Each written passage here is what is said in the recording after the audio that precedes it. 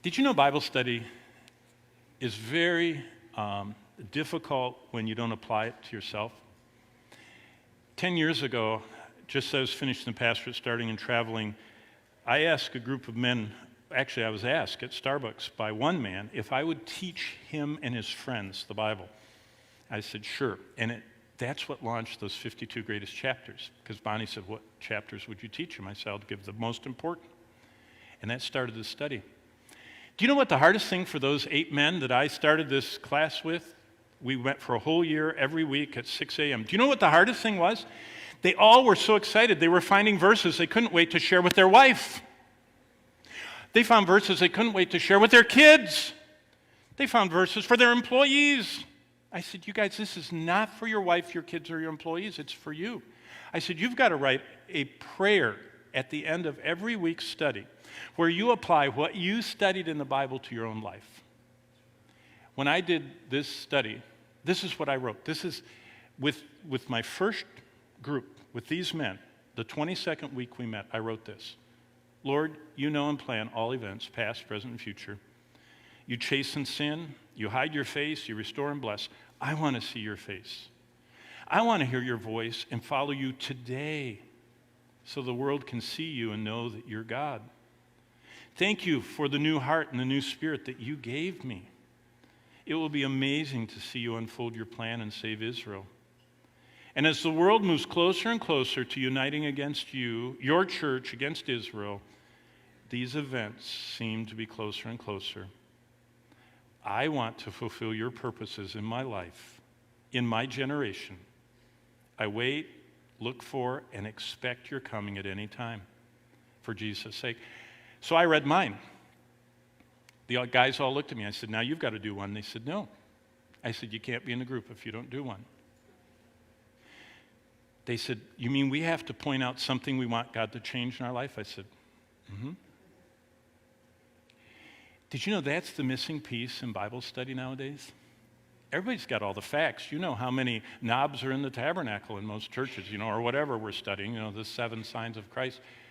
How do you not look at the Bible as something to share with your wife or your kids or your employees? And you say, Lord, it's a mirror, and I want to look in that mirror and see everything you need to change in my life. So, to close, for the next 4 minutes, how did Jesus tell us to apply prophetic scriptures?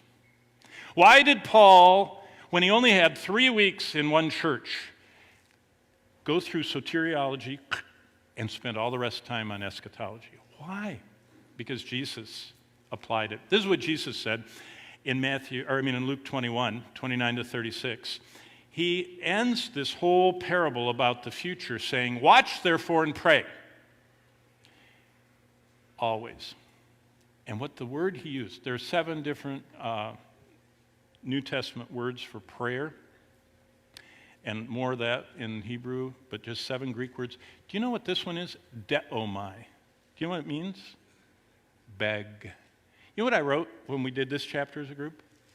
I actually wrote, what am I intensely asking, begging God to be doing through my life that will last forever? Did you know we spend so much of our life on what won't even matter in a year? Or 5. Certainly not 100. Won't matter in 100 years. We're supposed to be begging God to do something through each of us that lasts forever. What are some of those things? Number 1, Jesus said, I collect every time you pray. That's what Revelation 5:8 says. God keeps all of our prayers in a bowl right in front of his throne. It says that twice. Revelation 5:8 and Revelation 8:3. They're all there in a bowl. So you know what that means? Pray. What is prayer? Prayer is an indication how much we need the Lord. I'm asking God to help me. I don't have it all together. I need him. Secondly, Jesus says, I multiply sacrificial gifts. Do you remember the widow's mites? Jesus points her out and says, I love gifts that cost you something. Time and money. And focus and attention.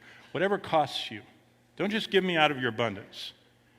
So we're supposed to pray and give.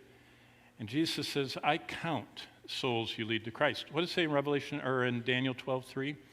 Those that turn many to righteousness will shine like the stars forever. That's big to God. Did you know what Paul said in 1 Thessalonians 2:19? He says, what is my hope? What is my joy? What is my crown of rejoicing? What is the bottom line of what I'm living for? Taking you with me to heaven.